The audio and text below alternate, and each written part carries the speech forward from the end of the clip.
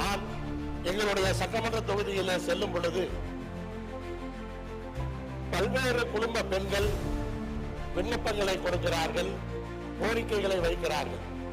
எல்லா சட்டமன்ற உறுப்பினர்களுக்கும் இதே நிலைமைதான் இருக்கும் என்று நான் கருதுகிறேன். உங்கள் தொகுதியில் மட்டுமல்ல, என்னோட தொகுதியிலும் கேட்டுட்டு தான் இருக்காங்க. அத்தனை பேருக்கும் அத்தனை சட்டமன்ற உறுப்பினருக்கும் பொருந்தும்.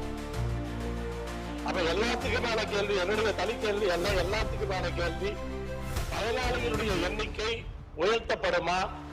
இப்போது விண்ணப்பம் கொடுக்கின்ற தகுதியுள்ள பெண்கள் அத்தனை பேருக்குமே இந்த கலைஞர் மகளிர் உரிமை தொகையை கொடுப்பதற்கு மாண்புமிகு துணை முதலமைச்சர் அவர்கள் ஆவணம் செய்வாரா என்பதை பேரவைத் தலைவர் அவர்களே, நாமக்கல் மாவட்டத்தில் மட்டும் 2,54,031 மகளிருக்கு கலைஞர் உரிமை தொகை வழங்கப்பட்டு வருகின்றது.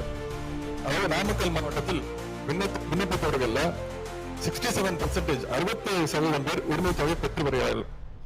குறிப்பாக நம்முடைய மாண்புமிகு உறுப்பினர் அண்ணன் ஈஸ்வரன் அவர்கள் அவருடைய திருச்செங்கோடு தொகுதியில் மட்டும் மாதம் கிட்டத்தட்ட 44,000 பேர் மகளிர் உரிமை தொகை பெற்றுக்கொண்டு இருக்கின்றார்கள்.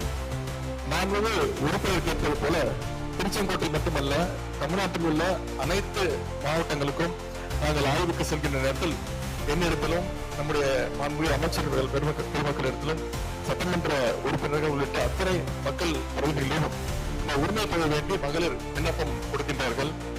இது பற்றிய விவரங்களை சேகரித்து நம்முடைய முதலமைச்சருடைய கவனத்திற்கு கொண்டு சென்றுள்ளோம்.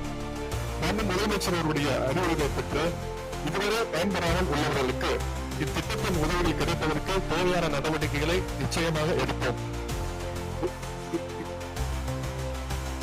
இது குறித்து சென்ற முறை விண்ணப்பிக்க இயலாதவர்கள் புதிதாக விண்ணப்பிக்கவும், திட்டத்தின் விதிகளை பூர்த்தி செய்யும் மகளிர் அனைவருக்கும் உரிமை தொகை வழங்கவும் 3 மாதங்களுக்குள் நடவடிக்கை எடுக்கப்படும்.